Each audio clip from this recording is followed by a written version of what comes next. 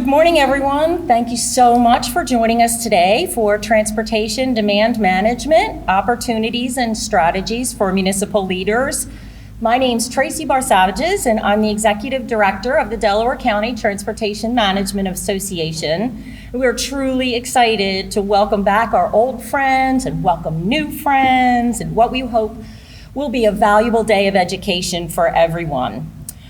Just like a couple of housekeeping issues before we get started today. Help yourselves to coffee and refreshments in the exhibit area. Restrooms are out in the main entrance area where you all came in. Our trade show exhibits and the floor will be open during the duration of the conference. So please stop by, speak with our sponsors and vendors. They support the TMA and our mission in the work that they do every day. Anyone who is going to apply for PDH credits, please see Terry at the front desk. Make sure we have your contact information for certificates of attendance. Also, make sure to enter our grand prize drawing. This is meant to recognize and reward our municipal guests. So please, if you work for a municipality, enter our door prize drawings. We'll be pulling those at lunch. We are recording this. These sessions individually are going to be uploaded to the DCTMA YouTube channel so that we can have these for future reference. So right now, I want to take a moment to recognize our sponsors. Sponsorship is a key to funding our operations and help to ensure that the local match for our TDM programs that we can afford that. We would like to humbly thank and recognize the sponsors of today's event for their commitment to the TMA and to future generations of transportation. Our platinum level sponsors, PICO and Aqua. Our gold level sponsors, SEPTA and TD Bank. And our silver sponsors, Traffic Planning and Design, Republic Bank, Bowles Smythe Associates, Pannoni Associates, the Delaware Valley Regional Planning Commission, Carroll Engineering Corporation, Benesch and Company, Eastern Lift Truck, Urban Engineers, Stantec Engineers, and of course, the Drexel Brook. Thank you all for your support and for your participation in the mission of DCTMA. And speaking of the mission of the TMA, I'd like to just take a moment to keep you all updated on what we've been doing since the pandemic. We are a small nonprofit. We're a small staff of 5. We're not showy. We don't have a big PR machine behind us, so there's not a lot of people that are out there knowing exactly what we do. But as of recently, with several shifts in budget and rule changes at the state level, DCTMA has been eligible to apply for and has received over $650,000 worth of grant funding from the Pennsylvania Department of Transportation and the Delaware Valley Regional Planning Commission, exclusively for projects in Delaware County. If you were here with us last year, you heard Secretary Shiflett explain the differences in IIJA funding from the formulaic funds and the competitive funds. And our mission here today is to empower you all with the knowledge and resource to bring those competitive funds to Delaware County, to your local projects. One of the reasons that you are all here today is a TDM education grant from the DVRPC that allows us to bring together transportation subject matter experts and to address municipal leaders without cost for education.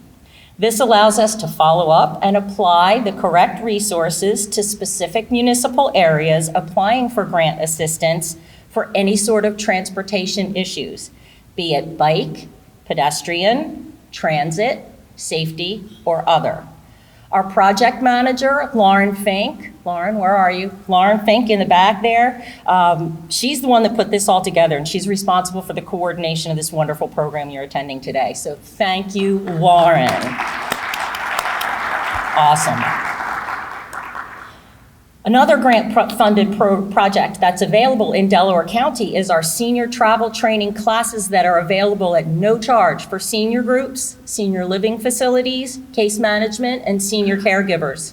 We cover SEPTA and Delgo community transit applications, differences in operation between the providers.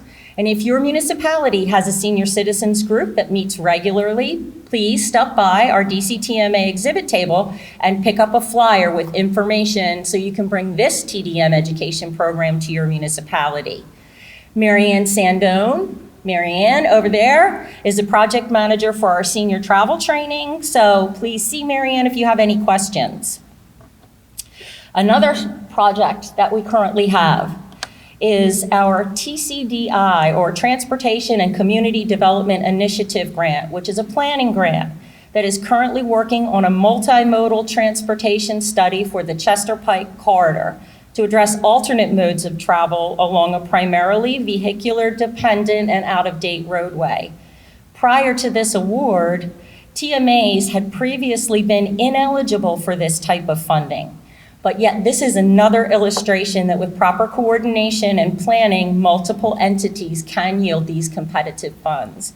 And this was a slide that was actually taken from the master plan for the Chester Pike corridor, and you can see that 2 out of 5 of those priorities are transportation related, and that's what our multimodal study is going to help them with.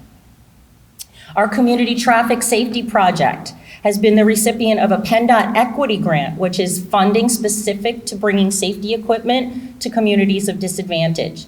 DCTMA has used this to purchase bike helmets, which will be distributed during bike safety events this summer at summer programs and camps in specific communities in Delaware County.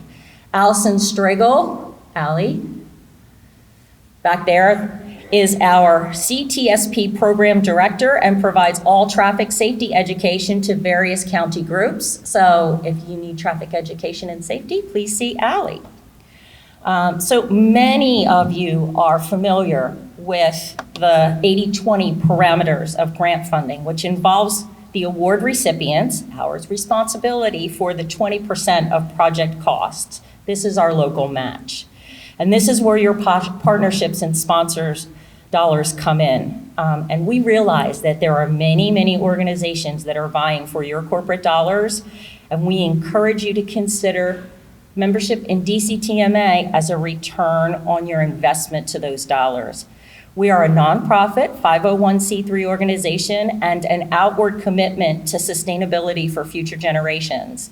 As a matter of fact, Sustainable Pennsylvania, a designation from the Department of Community and Economic Development, has indicated that membership in a TMA or active participation in transportation planning is a subcategory of participation towards municipal certification in sustainable PA.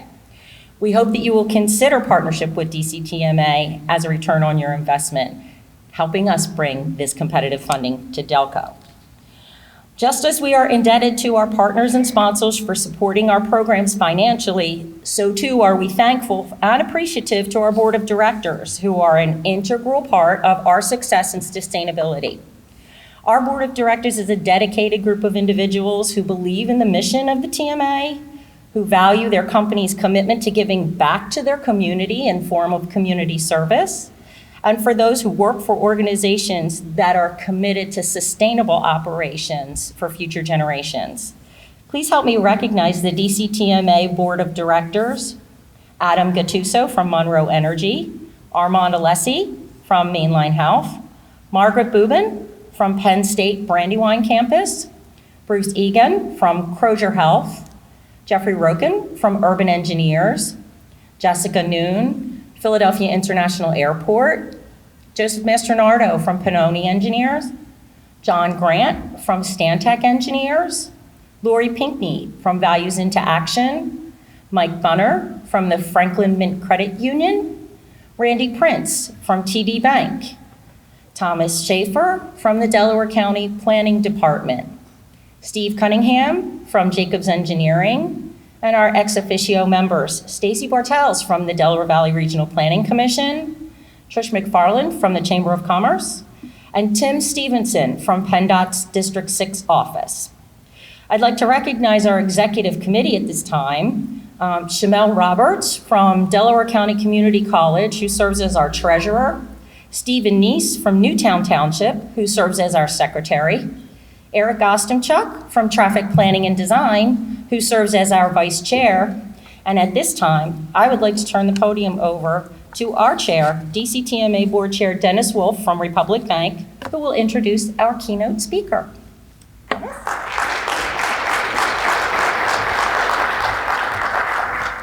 Thank you, Tracy. Really appreciate that. I do want to send out a shout out to Tracy and her team. They do a great job with limited resources, and they put a lot of effort into putting on this event today. So thank you very much for that. To the board that supports myself and Tracy, thank you for your work you do every day and making this a successful organization. I appreciate that. So with that, I am very honored to introduce our keynote speaker today. Dr. Matin Katirai is a professor of urban planning at Westchester University. He has taught at Westchester University since 2009. He received his Ph.D. from the University of Louisville in Kentucky in 2009 in urban and regional planning. His recent research has focused on land use planning and opioid epidemic in Pennsylvania. He has also earned a Geographic Information Systems Application Specialist certificate. Dr. Katirai's teaching interests include GIS, land use planning, economic, medical, urban, and transportation transportation geography, disaster preparedness and emergency response, environmental and hazard mitigation planning and policy, and statistics and research methods. It's my honor to introduce Dr. Matin Katirai.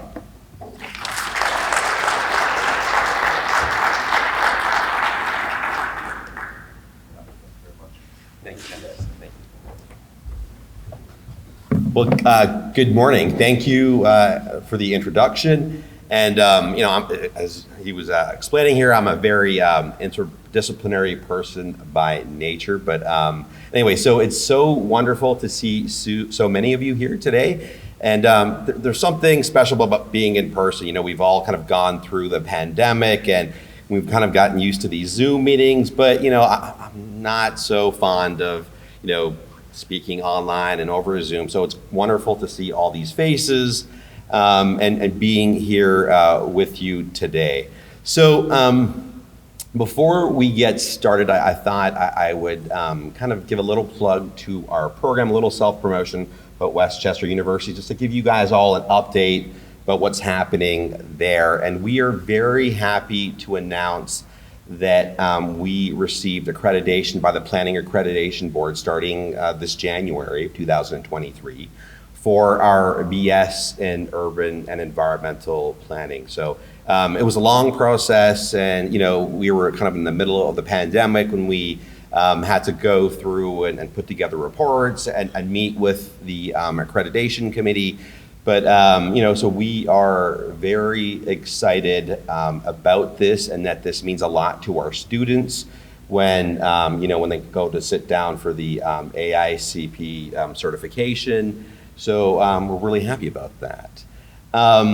So kind of just to give you an overview of the programs that we have in our department. So we've got a BS in Urban and Environmental Planning, a BS in geography, and we have a whole lot of specializations. But one of the things that we do take pride in is our use of technology and GIS. So we do a lot of GIS related work. We have a MS in geography, a Master's of Urban and Regional Planning. We've got some online certificates, and we actually have a new real estate certificate coming this fall of 2023 that we are really excited about as well. So one of the other things that we take pride in is the relationship that we have developed with our community partners. So we think one of the key missions is to develop these sorts of important relationships with your community, right? So we have been working with the Chester County Planning Commission, multiple townships, surrounding townships and boroughs, the Chester County Economic Development Council. Internationally, we have worked with the city of Malaga, Spain, and private firms as well. So companies, and again, if any of you guys are interested in hiring interns, students, we do get the word out. So whenever a job ad is sent to us, we send it out to our alumni network. and we are happy to work with you on any of those things if you are interested. So with that little bit of a plug, let's get into our main topic of discussion for today. So this study here is the planning in rural Pennsylvania in 2020. So this was a grant proposal that came out from the Center for Rural Pennsylvania. The Center for Rural PA is an arm of the state legislature, and they put out these topics of concern to the state and issues that they think are pertinent. And so when we saw this one come up, we thought that this was something that we needed to pursue it. And a colleague of ours, George Fazek, had done this study about 20 years ago in 2000. So we thought that it would kind of be appropriate that we pursued this. George Fazek was a wonderful person. George passed away a few years ago. Some of you may know him. He was the former director of the Chester County Planning Commission. But we have an extensive team here with Dr. Dottie Ives-Dewey, Dr. Hecker, Dr. Kim, myself, and then my wife was on the team, Dr. Whitney Katirai, and we also had assistance from some graduate students as well. But we would like to thank the Center for Rural Pennsylvania for funding this research. So our research objective then, was to determine, most importantly, the extent and character and effectiveness of comprehensive planning practices in local and county governments across Pennsylvania, to determine the extent and character of planning agencies in the Commonwealth, to determine the extent and character and effectiveness of zoning and the use of SALDO, to determine the extent and character and effectiveness of alternative land use tools such as stormwater management, hazard mitigation, official maps, joint zoning, TDRs, the use of GIS, and so on. And then to finally identify the public policy implications and recommendations of that. So this was a part of a larger research project, and then analyzing the effectiveness of these types of land use controls across Pennsylvania. So again, like I was mentioning, right, that this was a study that had been conducted by George Fazek and his team, and so this was an update to something that had been done in 2000. So we thought that this was really interesting to kind of see what had changed in that 20-year period across the state. So in 2000, there were 71% of municipalities that had some form of land use planning, and 29% that did not. In 2020, that number had changed, right? So 81% of municipalities had some form of land use planning, and 19% did not. So one of the reasons why we think that we did see the change was because of the Pennsylvania Municipalities Planning Code, right, that was enacted in 2000. So specifically Act 67 and 68 of 2000, so the Growing Smarter legislation. The MPC, as many of you know, right, grants local governments and counties the power to plan and to regulate land use. It authorizes the use of planning agencies, of comprehensive plans, of zoning, of SALDO, and others, right? So local governments are not required to plan or zone, but counties must develop comprehensive plans. But there were several other state statutes that provide local governments with land use control. So, for example, like the PA Sewage Facilities Planning Act, that's 537, PA Stormwater Management Act, Act 167, and then the PA Flood Management Act, Act 166, right? So one of the major purposes of this then was to support sound land use planning practices locally by encouraging municipalities to adopt and implement land use plans and regulations to provide new tools for local governments to work with neighboring municipalities. And I think that's something that we did see overall in this study.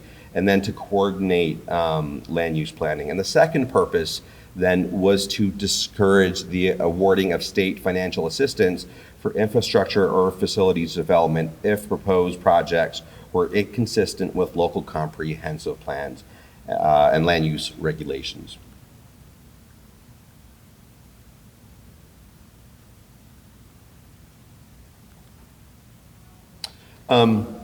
Let's see here. So again, right, so new tools and incentives, state agencies that were involved. So for example, working with PennDOT, PA, Department of Environmental Protection, right? So then these were then required to take into consideration comprehensive plans. And this may have not been done in the past, right? So there was greater requirements for consistency between county and municipal comprehensive plans. So again, right, because this was a grant that was funded by the Center for Rural Pennsylvania, I mean, the research kind of had to focus on rural Pennsylvania. So one of the things, we started off doing was kind of defining, well, what does it mean to be rural? But they have specific definitions, and this is something that came out of the Census Bureau, where they kind of look at like population densities. But here, again, so coming out of a Department of Geography and Planning, right? We love GIS and mapping. So you guys are gonna see a lot of maps throughout this presentation. So here we've got a map of municipalities, and the blue represents ones that are designated as being urban, and the ones that are not blue then are considered to be rural, and that's based on population density here. And then these are overlaid with these planning regions that I will get to in a little bit. So one of the things that we looked at, first of all, was the demographic changes across the state. And I think, so this was, we had kind of all had known that there had been some changes, but we didn't realize to what extent or how dramatic it had been here. So I think if you look at the map here, you can kind of see how much this has changed, right? So there's broad demographic and economic trends, but the major demographic shift occurs here, right, in the southeastern quadrant of the state in this 20-year period, where we see population growth happening, right? And then we see, a lot of people leaving all the western parts and rural parts of Pennsylvania, right? So urbanized areas saw a gain in population, but places like Pittsburgh, Erie, State College, Scranton, Wilkes-Barre, right? So we go from 12.3 million in 2020 to 13 million, 12.3 million in 2000 to 13 million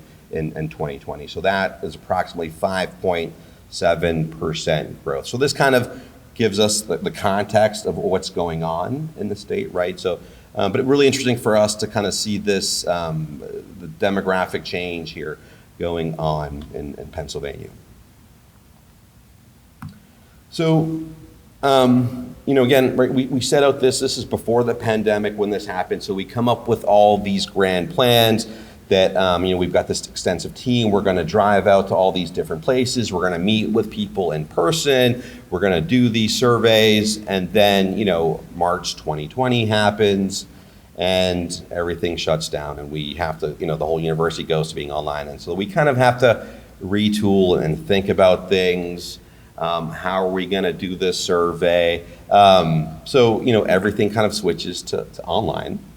So this is an example of the survey question. So I'm not sure if any of you received the survey, but we did send it out to many across the state, and I'll get to those numbers. But so we developed this survey here, and here again, we also have stakeholder interview questions, right? So this is something that we were planning to do in person, but we didn't get to do. So then we kind of have to do this over email, online through Zoom, and through phone calls. So it was really interesting to try to get people to kind of engage with us. Now, when we, so when we developed these surveys, right, we did so with the help of a steering committee. And we were very fortunate to work with people across Pennsylvania. So we had people from all different levels. We had people that were working, at county planning commissions, people at municipalities, people that were working with individual contractors, right? So we had the steering committee, we met with them 3 times where we sat down, we showed them the survey questions, And, for example, they would say, well, no, this question doesn't work. I think, you should remove this one. Why don't you think about adding this? So we really use them and work with them to really try to help formulate our questions and our surveys to make sure that we were asking the right questions to make sure that it was effective. An effective use of time as well for when we sent this out to a wider audience. So survey responses. So what had happened, right? So for municipalities, we sent out over 2,500 of those. And I don't know, we were possibly thinking, if we could get back at least a quarter, we would be happy. I think we almost got back close to 900, which was about 36% response rate, which I think we were pretty happy about. And at the county level, we sent out 65 surveys, and we received, 55 were usable or returned back, and with a response rate of 85%. Now, again, right, this was an online survey, so we used Qualtrics, which is an online survey platform. Now, one of the big issues that we ran into was when emails flag something as being spam, so we noticed that things would get caught up in spam filters. So, we would reach out multiple times and we wouldn't hear back. So then we would call people and say, hey, we sent out this survey, did you receive it? And they were like, no. Well, they're like, let me check, hold on. I'll go look at my spam folder, and there it was in their spam folder. Now, before we even sent these surveys out, we initially kind of gave a heads up saying, hey, we went to several meetings, and we told some of the county officials to let your municipal officials know that we are going to be sending these surveys out, that we would greatly appreciate if you would be able to participate. So we kind of got the word out beforehand that these surveys were coming. But despite that, all these logistical issues happened, the cybersecurity concerns, the tightening firewalls that people now have, their organizations, and then there's also survey fatigue. I think we've all been surveyed to death, right? So here's another survey, and people aren't the happiest about filling this stuff out. But I think one of the key lessons and takeaways for us, and that might be applicable to you all, is that to be prepared to do a lot of survey promotion and outreach before you decide to get your survey out there if you want better participation rates, right? So I think that was one of our takeaways with this. And then finally, again, right, to the key person interview. So I think initially we were hoping to reach out to at least 10 people. And again, right, we had initially planned to drive out to different regions of the state to talk to people one-on-one. Again, that didn't happen. And so what ended up happening was I think we got 6 people to be the key informants that we were able to talk to, right? So here we've got a chart that kind of describes what, from rural or urban, and then what region of the state they came from. So while we weren't happy with getting 6, we tried multiple instances and trying to reach out to people. And it was really interesting. So, making these phone calls, that you would encounter people that just didn't have the staffing to be able to do this, right? And they were totally overwhelmed. There's one person, there's 2 people in an organization, they're doing basically everything that didn't have time, right? And they were like, hey, we would really like to participate, but we're really sorry. We are totally overwhelmed, right? And, you're in the middle of a pandemic as well, right? So you've got that, they're dealing with that as well. So just to look at kind of like the geographic distribution of our responses. So we thought, this is at the county level, that we had a fairly wide sample and that it was distributed pretty well across the state. Obviously, we didn't include Philadelphia. They don't fall into the rural Pennsylvania thing, but we did include everybody else. And so I think here we have a good representation across the state, as you can see on the map, right? So the dark green represents those counties that responded to our survey. So we're pretty happy with that widespread survey responses. And then at the municipality level here again, right? So green represents those who responded. So I think, if you look at the map here, I think we got a pretty decent distribution of places of the close to 900 that decided to respond to our survey. So I think geographically we were happy with the number of responses and the variation of where they came from as well. Now you'll notice that on these maps we have these regions that have been overlaid, right? And one of the reasons why we decided to do that was the study that was done in 2000 used these regions. So we decided to be consistent and use the same regions that were used in the study in the year 2000. So we recreated that. So we just did that for consistency purposes.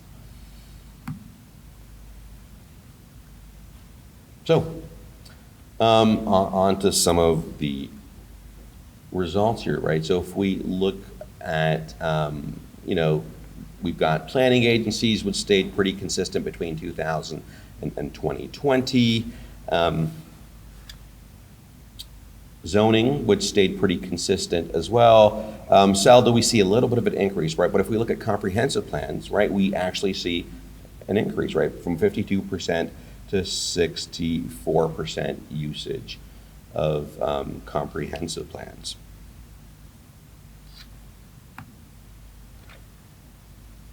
Now, one of the things that we did was that, again, right, we had this data and we decided to stratify it in as many ways as possible, right? So, we wanted to look at regions, we looked at urban versus rural, population size, growth, just to see if we could identify any patterns in the data that would emerge from examining this, right? So here we have the use of primary tools by region and urban and rural designation. So specifically, this is by region. So if we see here, again, I think that this isn't really surprising. The Southeast had the highest usage, right? So we're getting anywhere from the high 90s, right? So in the different colors represent the use of a planning commission, the use of comprehensive plans, SALDO, and zoning ordinances, right? So the highest in the Southeast, and then you kind of work your way down, right, to the Northwest, which then had the lowest of all of them, right? So I think kind of they're geographically opposing as well from the Southeast to the Northwest, right? So we're getting from the high 90s in the Southeast to the mid to low 40s to high 30s of a percentage of people that responded to using these tools. Urban and rural counties, right? So specific tools used by municipalities.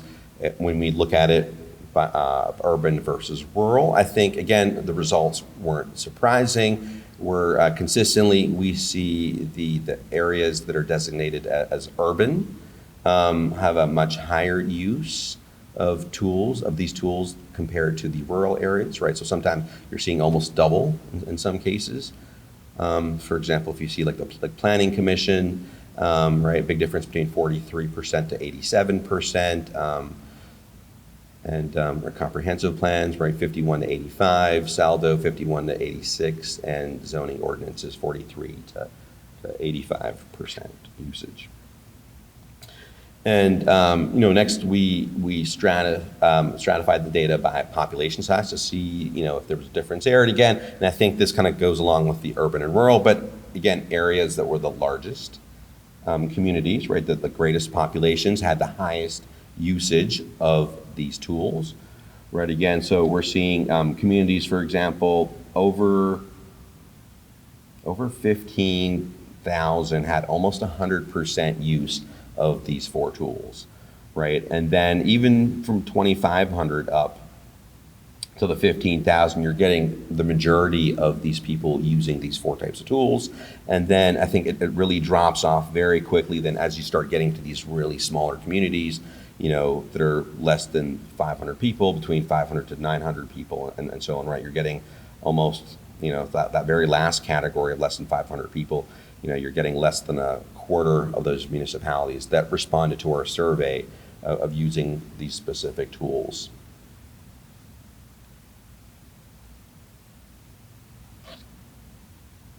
All right, so next we looked at growth rates, and I think, again, this is consistent with like the population size and the region of the state, right? Again, so if we remember back to the map that I showed you about the demographic change, right? So, and that most of the population growth occurred in the southeastern part of the state, and some of the bigger urban areas.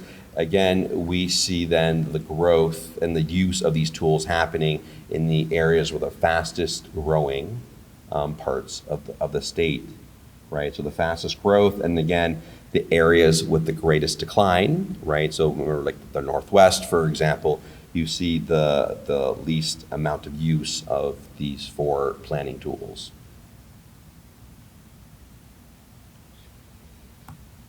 So this is some data that we looked at from the Department of Community and Economic Development again, right? So this is a map that highlights the use of all 4 tools, right? So that bright red and orange then represents the use of all 4 tools, then the lighter orange is between 2 to 3, the yellow is 1 tool, and then no tools in that, like that bluish gray color here, right? So I think we kind of see, right, this again, the southeastern part of the state, and it runs up, from like York all the way up to the northeast. And then kind of similar, we see it around Pittsburgh, right, and the municipalities that surround Pittsburgh. And then around State College, we see it as well, that are making good use of either all 4 tools or close to, 2 to 3 of those tools, right? And this is data that was from 2021.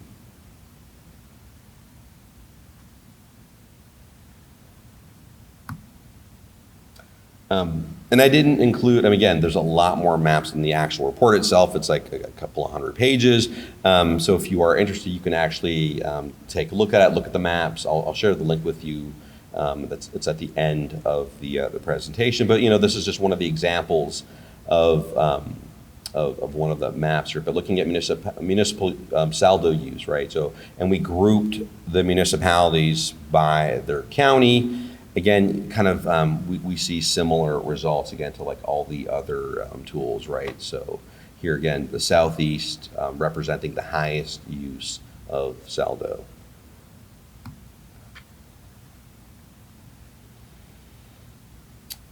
Right, so looking at the percentage of municipalities with different types of planning tools, right? So this was one of the things that kind of really got us interested in thinking about this research was to see, hey, we know about these other tools and these other plans and possibly people thinking about like stormwater management, emergency management, and as we can see, right, that the use of those new tools or these tools was quite high, right? So we're seeing, close to 85% of municipalities using emergency management tools, 71% using stormwater management plans.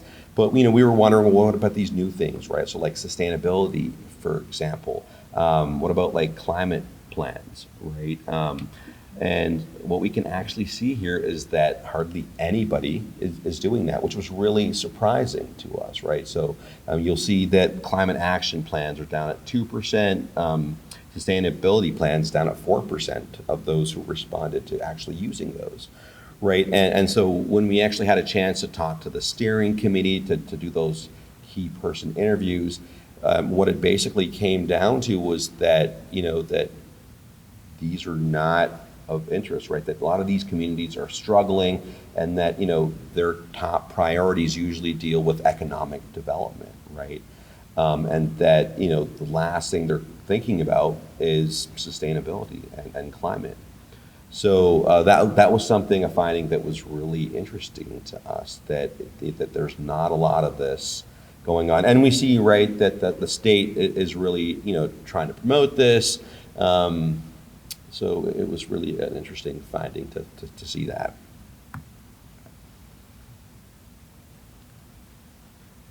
All right, so on to counties, and I think, again, this isn't surprising here, but looking at the percentage of counties that we interviewed using comprehensive plans. So we see that again, right, that's at 100%, and that the use of geographic information systems, right, was also at 100%. Some of the other areas that were of high usage were long-range transportation plans, which I think would be of interest to you all here today, and the Hazard Mitigation Plan, right? So that's something new that came up. That was the Stafford Act that was passed in 1998 and updated in 2000, which then required for counties to start mitigation planning in order to receive funding from FEMA and the federal government. And that's something new that we didn't see 20 years ago that popped up now, that people are now doing hazard mitigation planning. One of the classes that I teach is planning for resilient communities and disaster planning, but our whole focus is on the development of the hazard mitigation plan, right? So one of the things that we have been doing as a class is kind of looking at different communities' comprehensive plans and seeing, to what level has there been an integration of thinking about disasters at the comp plan level and seeing if there's been any cross communication between these different planning agencies and organizations. And again, I think at the county level, if we look all the way at the other end of the spectrum here, we see, again, right, sustainability plans right at the bottom. We see climate action plans, right, so only 6%, 7% using these tools. And again, when we had discussion at the county level, it was the same thing, right? That the politicians, it's not of interest to the politicians, and that that the main concern seems to be economic development, right? That was the big thing. So that these things are kind of pushed to the side. So it'll be interesting to see, when they do the study again, possibly in 20 years, that does that change? What will happen? So interesting stuff. Now, one of the next things, the next part of our survey was asking about barriers to planning, right? So what did people perceive as being an impediment, right? So that was, and I think not surprising to you guys who work in this field, but a lack of funding, a lack of grants to support planning. That we're constantly faced with this, right? And that there's limited support for planning by elected officials. So a lot of times, people were telling us that the elected officials don't understand what we do. And, because they don't understand what we do, there's not a lot of appreciation for it, right? And then, you're dealing with this political climate where there's constant change happening, right? Where you've got people that are in, and then, they get to know you, they understand what you're doing, and then all of a sudden there's a new set of elections and totally new people come in, and who then you have to start again from scratch trying to understand, hey, who are these people? What are they doing again? Why is planning important? Why are we spending this money on hiring these people? And what are these reports that you're doing, right? So there's limited support for planning, and that, again, the public as well. The public also doesn't quite understand what we do as planners, right? That there was that issue that came up. And then another important one that popped up was a lack of professional staff. So in our trying to reach out to people to get them to do surveys, one of the things that we quickly noticed was a lack of professional staff. So sometimes, and it wasn't at the county level, but at the municipality level, we definitely noticed it where, there would be possibly a person that was a volunteer and a secretary for that whole municipality, right? And they may have been like a zoning officer, for example, right? But then they were in charge of all these different things, right?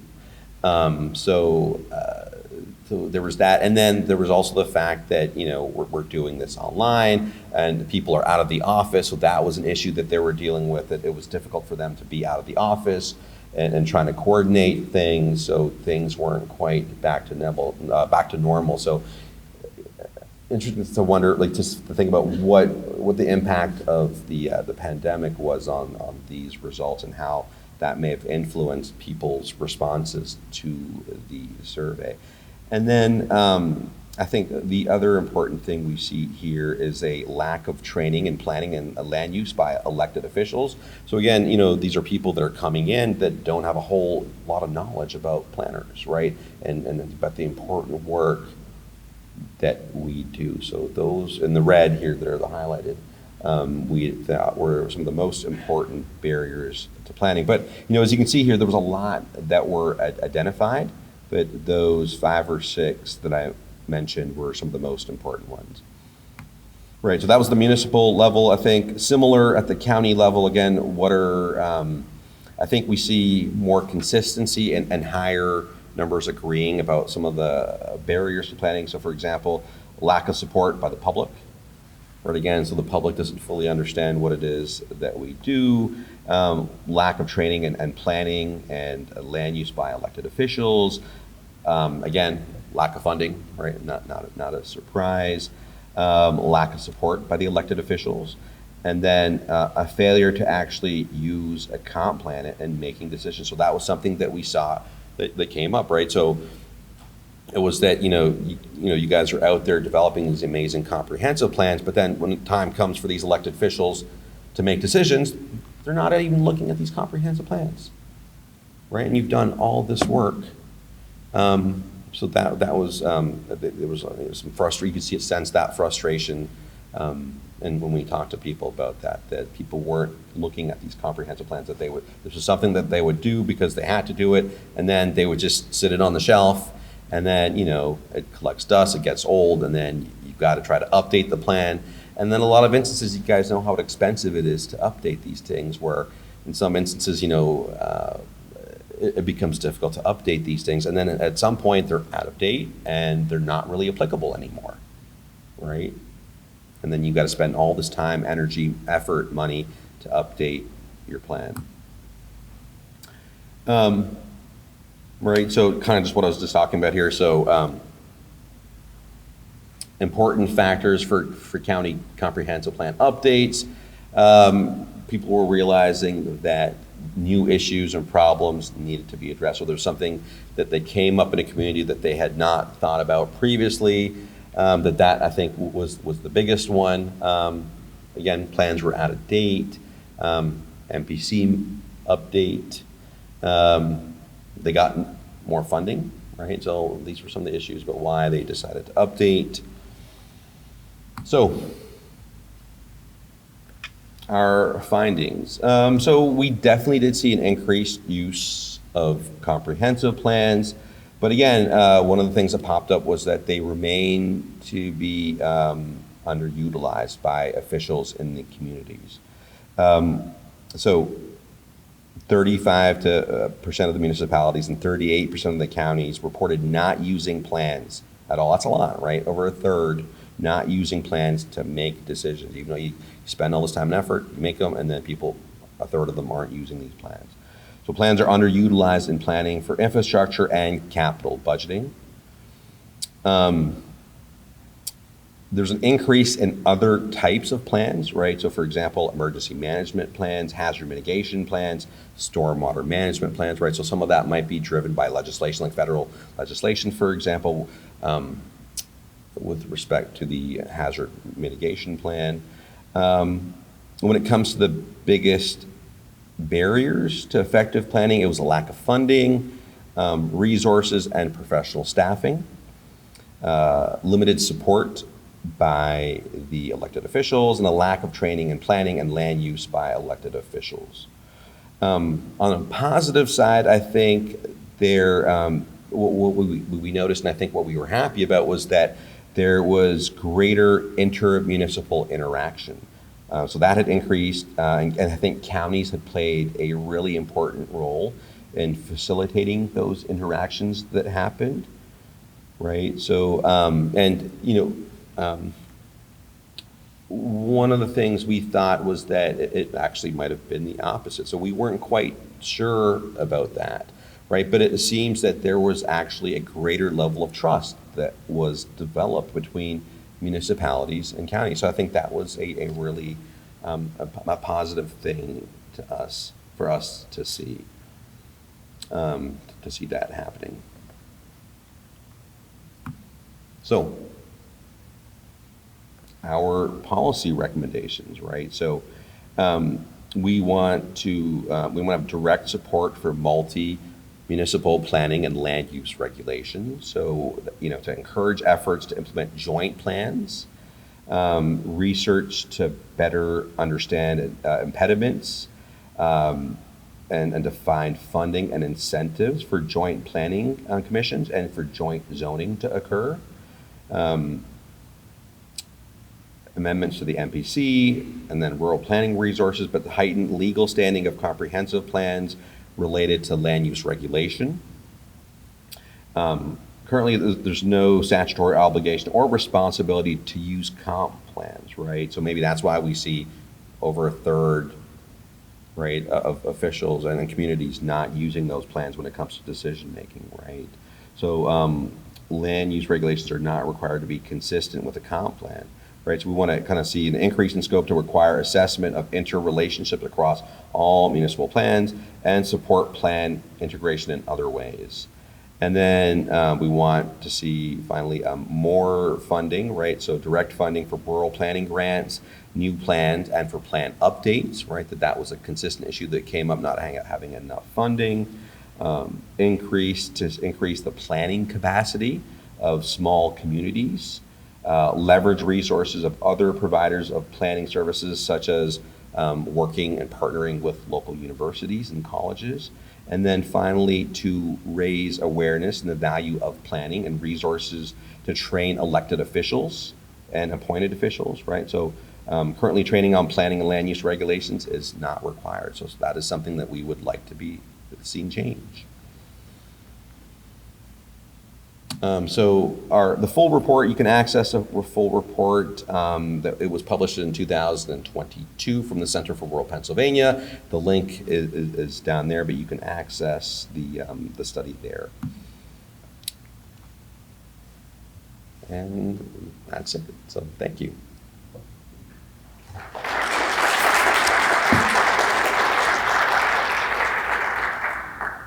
Do we have any time for questions?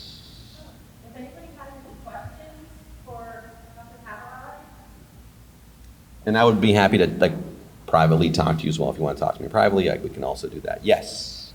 Were you able to determine in any of the survey responses how much it was a function of we don't want to do these supplementary plans because we don't have the resources versus we don't think that these are really relevant or useful for our community? That's a really good question. So I think it could be both, but we definitely did get it's not relevant to our community, but we know that they were understaffed as well. So I think there's some of both, but we did hear, that it's not relevant to our community at the moment, that, we're just trying to basically our communities are trying to stay alive, and that we are primarily concerned with economic development. But now, if you've got more staff on hand that are able to do more things, maybe, who knows?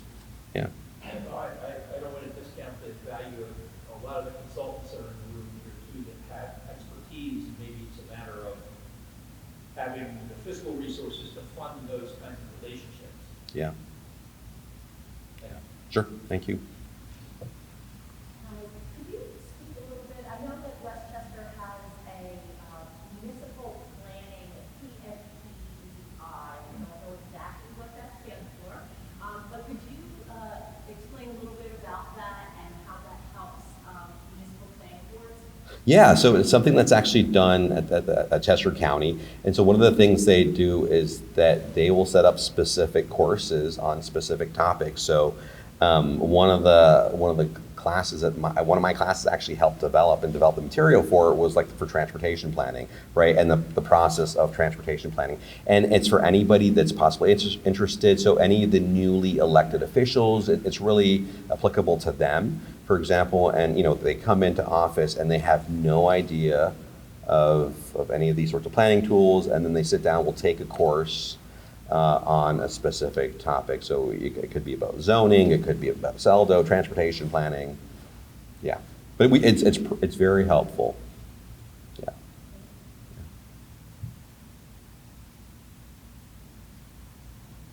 Great. Well, thank you all very much.